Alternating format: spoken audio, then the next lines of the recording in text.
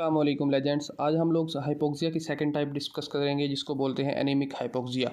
Hypoxia को हमने last video में हाइपोक्सिक हाइपोक्सिया को डिस्कस कर लिया था। एनीमिक हाइपोक्सिया को आज डिस्कस करते हैं कि ये क्या होता है ब्रीफली।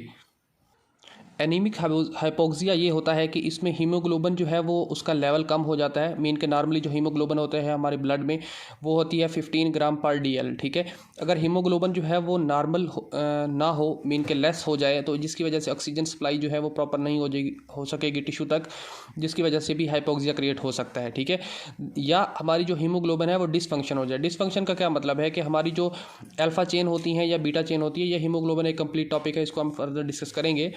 लेकिन अभी के लिए ये है कि इसमें चेन्स होती हैं अल्फा ग्लोबिन चेन्स और बीटा ग्लोबिन चेन्स। अगर ये चेन्स प्रॉपरली वर्क ना कर रही हूँ या पार्शियल प्रेशर प्रॉपर ना हो, तो जिसकी वजह से हीमोग्लोबिन जो है वो डिसफंक्शन हो जाती है, या RBC जो है वो नॉर्मल ना हो, एबनॉर्मल RBCs हों, तो उसके अंदर जो हीमोग्लोबिन होती है वो डिसफंक्शन हो जाती है, वो अपना काम प्रॉपर का अंजाम नहीं देती, जिसकी वजह से हमारे पास हाइपोक्सिया क्रिएट हो सकता है। ठीक है, इसमें एनीमिक हाइपोक्सिया जो होता है इसमें पार्शियल प्रेशर ऑफ ऑक्सीजन जो होता है वो आर्टीरियल साइड पर नॉर्मल होता है। रीज़न ये है कि हम जब पार्शियल प्रेशर ऑफ ऑक्सीजन को मेजर करते हैं तो हम ये मेजर नहीं करते कि कितना हीमोग्लोबिन जो है वो ऑक्सीजन को कैरी करके लेके जा रही है।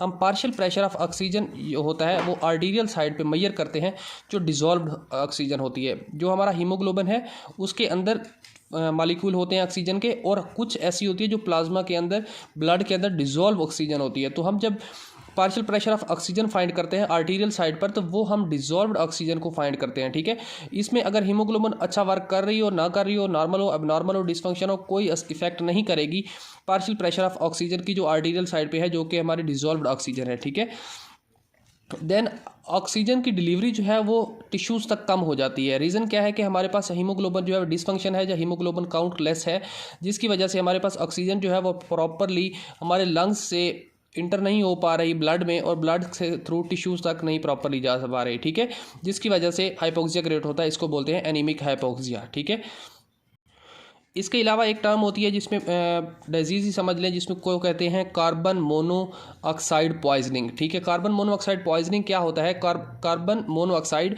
ये जो है अटैच कर जाती है हमारी हीमोग्लोबिन के साथ, जिसकी वजह से हीमोग्लोबिन जो है वो डिसफंक्शन हो जाता है, और कोई भी साइट जो है वो अवेलेबल नहीं रहती जहाँ पे ऑक्सीजन बाइंड हो सके, क्योंकि हमारी जो हीमोग्लोबिन होती है वो 4 मोनोमर्स होते हैं हीम मालिक्यूल के। तो कार्बन मोनोऑक्साइड जो है वो इन सारे के सारे हीम मालिक्यूल्स के साथ बाइंड हो जाती है। इसके बाइंड करने की वजह से जो हमारी ऑक्सीजन है वो हीमोग्लोबिन के साथ अटैच प्रॉपरली नहीं हो पाती, और हमारे जो टिश्यूज़ हैं उन तक ऑक्सीजन प्रॉपर डिलीवर नहीं हो पाती। ठीक है, ये होता है mechanism of action of carbon monoxide poisoning. ठीक है, कुछ हाइपोक्सिया ऐसे होते हैं जिनमें हम सप्लीमेंटल ऑक्सीजन दे देते हैं। मीन के जब हम एनीमिया या हाइपोक्सिया फील करते हैं एक पेशेंट में, तो हम उसको सप्लीमेंटल ऑक्सीजन देते हैं। मीन के एक्सटर्नल जो एयर है इंस्पायरेशन के साथ बहुत ज़्यादा ऑक्सीजन मिक्स कर देते हैं, जिसकी वजह से हमारा जो टिश्यूज़ तक है वो ऑक्सीजन प्रॉपरली डिलीवर हो जाती है। लेकिन इस कंडीशन में क्या होगा कि सप्लीमेंटल ऑक्सीजन से कोई डिफरेंस नहीं पड़ेगा, क्योंकि हमारा जो हीमोग्लोबिन काउंट है वो लेस है, या हमारी जो हीमोग्लोबिन है वो डिसफंक्शन है।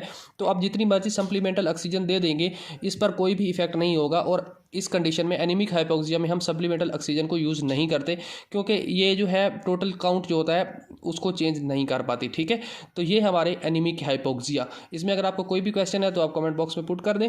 आई will respond you as soon as possible. Thank you doctors. अल्लाह हाफिज़।